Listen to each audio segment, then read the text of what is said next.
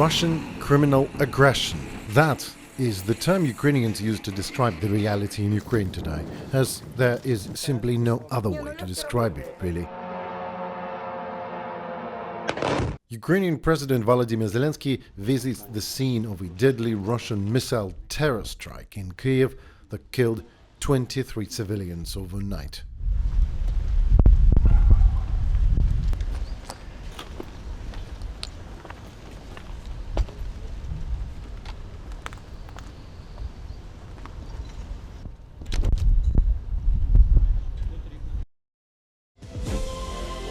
It's not organization, it's philosophy which unites people. People from different countries, people from different professions, students, pensioners, and they are volunteering and helping to another people. And we are doing such activities for 3 years. Right. For these 3 years, we have more than 50,000 volunteers all over the country. We are in 14 regions, have our representatives, offices, and we help in more than 10,000 people and doing constructional objects. Most of them it's fast recovery. It's Right. after attacks, rocket shields, we installing and conserve, for example, with help of wood, windows, roofs, and after we find donors who can help people. Right. Well, I know you do that not only in the big cities, you do it almost on the front lines, like a couple of miles on the front lines, or on the very front. How do you do that? First of all, we are doing safe. We have to do it safe. These activities and on front line, we in cooperation with military administration, with special services, and we are not only in big cities.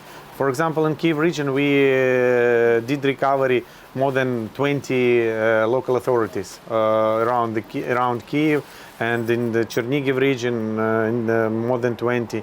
And we doing it every day after attacks. And also we are doing, we have Dobrobat education. We are doing shelters for... That was my next question, actually. Yeah. Shelters for kindergartens, for schools. Also, we have Dobrobat medicine. We are doing shelters in hospitals. We help in hospitals with, for example, with technique. And also, we help local authorities to find sister cities in different countries. And it's horizontal level. Sister cities, sister regions. And after, we follow up in these activities and helping, for example, hospitals on front line, from hospitals from United States and from Germany for used the fast relief for the exchange and funds and everything. Yeah. We like a civil defense. And no, you're civil angels. That's who you are. Yeah. Godspeed. Thank you so very much, Dmitry.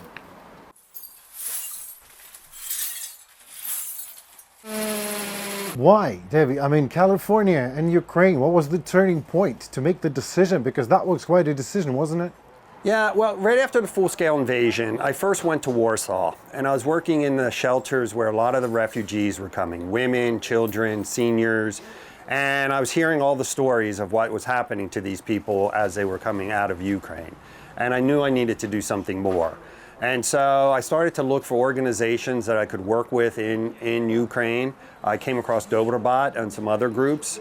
And then in June of 23, I came here to Ukraine and Kyiv, and I've been here ever since. Your family and friends are probably asking questions, same questions as some stupid questions as I do now. Yeah. Like, what are you doing here? How do you explain it to them? You know, there's a certain level you can explain rationally, but there's also just it was a calling. I was very angry after the full-scale invasion. I felt that the United States and Europe really had let Ukraine down. They could have done more, I think, to prevent the invasion, or more to actually help Ukraine. And so I felt kind of a duty and an obligation as an American, just a human being, to come over here and do what I could to help. Every voice matters. Join our community, support independent journalism, and help us bring you the truth from Ukraine. Become a member of Ukraine Today. Join us now. Not everyone understands, and likely never will understand, why David is here. Still, using the chance, David addresses his own fellow Americans in an attempt to explain himself. I come from a long line of families that are served in the United States military. My great-grandfather volunteered and served in World War I. My dad's father served in Europe during World War II. My mom's father served in the Navy in the Korean War. My dad volunteered and enlisted in the Marine Corps during Vietnam. I served in the Air Force during the first Gulf War, and my sister's son is in the Army National Guard, and he was actually part of the team that went down to Washington, D.C. after January 6th, after the insurrection. So our family has been, in the armed forces, wearing the uniform of the United States for over 100 years. And one of the things that I think we really hold deeply in our family is this idea that, why did we fight? Why did all these generations serve in the Army or in the military? And the idea is, there was a certain set of ideas that we really believe, the ideas of freedom, liberty, justice. And so when you come here to Ukraine, the Ukrainians are fighting for liberty, they're for justice, for freedom, for self-determination. And those are the very ideas that we found that, is what makes us Americans.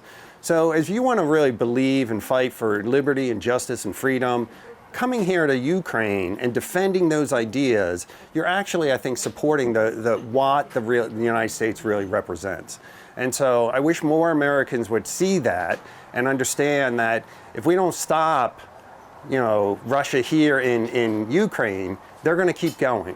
They've been doing this for years, invading countries, destroying cities, killing people. And it's time we really need to stop. If we really truly believe in the ideals that founded the United States, that's why we're here fighting. We're here supporting the people here because they're defending those ideas. And to me, that's what's really ultimately in my family. Again, we've served in the military for over 100 years, and we deeply believe in those ideas. Do you believe, David, that Russia can change to better in any time in the future? No. Russia is what Russia is. I mean, they've been the same for centuries. And I think that's one of the things when I hear people say, oh, Ukrainians and Russians are the same, I'm like, they could not be two different people. I mean, Russia understands brute force, destruction. You look at what happens in Syria, Georgia, Chechnya, Azerbaijan, what's happening in North Africa. Everywhere it looks the same. They just destroy, indiscriminately kill. Ukrainians are a warm, open people. They are about community, faith, and family. They're just an entirely different people from the Russians. And when you see what the Russians do versus what the Ukrainians do, it's night and day. Whoever you are, whatever you do, after seeing this reportage and maybe hundreds of more reports from Ukraine, you are highly unlikely to understand what Ukrainians are going through. That is okay, Ukrainians will understand, but please also understand them. At least bear in mind that it is not right, it is utterly wrong to be killed in your sleep by the ill ambitions of an outdated Soviet emperor wannabe, Vladimir Putin.